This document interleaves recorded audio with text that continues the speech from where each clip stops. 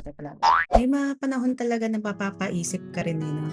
Yung tipong mapapatanong ka kung ano ba yung ginagawa ko sa buhay ko, tama pa ba yung tinatahak ko, may pupuntahan pa ba 'to?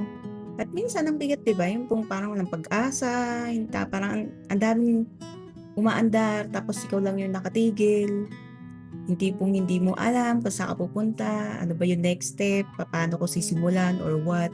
At mas lalong di mo maintindihan kung okey ka pa ba. Kung ganito yung pakiramdam mo, panoorin mo 'to hanggang dulo and please paki-like and subscribe na rin. Thank you. Alam mo bang hindi ka nag-iisa at higit sa lahat, hindi ibig sabihin na wala kang direksyon, eh. Minsan hindi pa siya kasi gano'n kalinaw.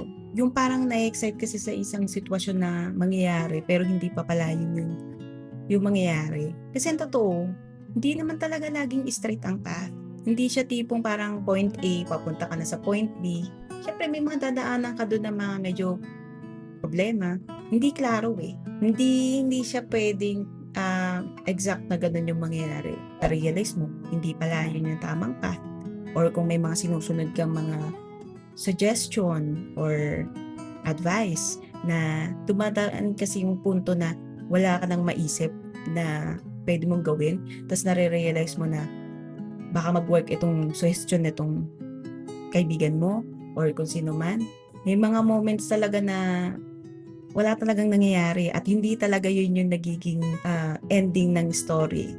Hindi talaga dun papunta eh. Pero kahit ganun, okay lang yun kasi pwede ka naman magsimula ulit. Pwede kang pagpaunti-unti na kahit hindi mo napapansin yung mga araw na naguguluhan ka, yung mga desisyon na parang hindi ka sure, iniisip mo na kung tama pa ba yung ginagawa mo, yung mga bagay na sinusubukan mo kahit hindi mo alam kung tama pa ba, parte pa rin din kasi yan ng direksyon eh. Minsan kasi papunta talaga tayo sa path na yon, pero meron kasing inilalaan sa atin na mas maganda pa. Kaya mayroon tinatawag na redirection. Ito, magiging totoo tayo. Iisipin natin talaga na medyo naging sayang yung panahon, matagal kang nagtiis or naghintay, pero okay lang yun. Yung parang yun din pala yung kahihinatnan, wala rin pala talaga. Kaya siguro yung feeling mo parang wala kang direksyon ngayon, baka naman kasi hindi mo kailangang pilitin hanapin agad yung big picture or yung magiging future mo or yung mangyayari sa'yo. Pero alam mo hindi naman sayang yung nangyari sa'yo, eh. Hindi nakakapanghinayang yung mga panahon na yun. Minsan kasi kailangan mo lang munang huminto at mag-reflect at tanungin mo yung sarili mo ng mas simpleng tanong. Yung tipong, ano ba yung pwede mong maging step or small step na pwede mong gawin today na magkakaroon ng impact? For example, next 3 years, 5 years, 'di ba? Hindi yung buong buhay na isang tema na ito na for life. No. Simulan mo ngayong araw yun. Magtanong ka sa sarili mo ng ano yung pwede kong gawin ngayong araw?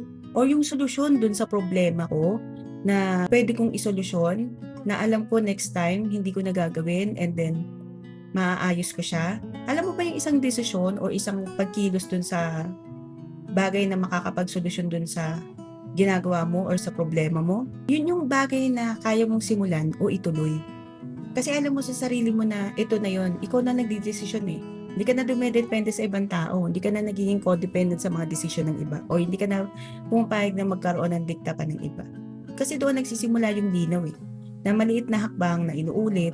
So dahan-dahan lang, i-discover mo yung sarili mo at nang maintindihan mo saan ba talaga yung direction mo.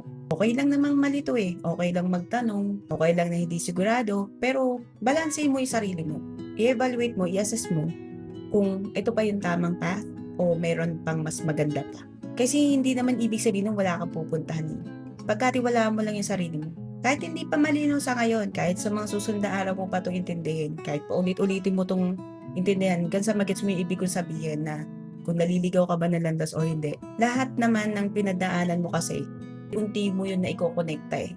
Hanggang sa marirealize mo na, okay, siguro hindi lang talaga yun para sa akin. Okay lang, at least may natutunan ako doon. Ano ba yung mga na-benefits mo doon? Kaysa intindihin mo yung mga negatibo, intindihin mo na lang yung positibong na benepisyo mo doon sa nangyari na yun. Kaya wag mong madaliin yung sarili mo o wag kang maging reckless sa mga decision mo.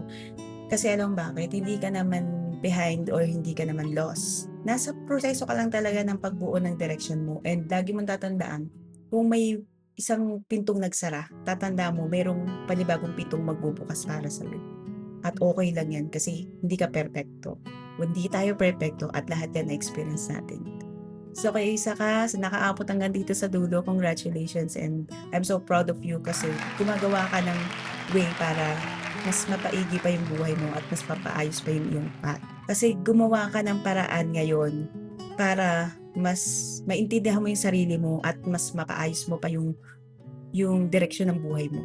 And please, huwag kalimutang i-like and subscribe para makareceive pa ng mga tips and guide from Tita Sophie. And syempre, comment ka naman dyan. Ano ba yung sitwasyon mo? Dumaan ka ba sa sitwasyon na parang na-lost ka sa direction mo? Parang, ano ba tong tinaha ko? Mali pala to, di ba?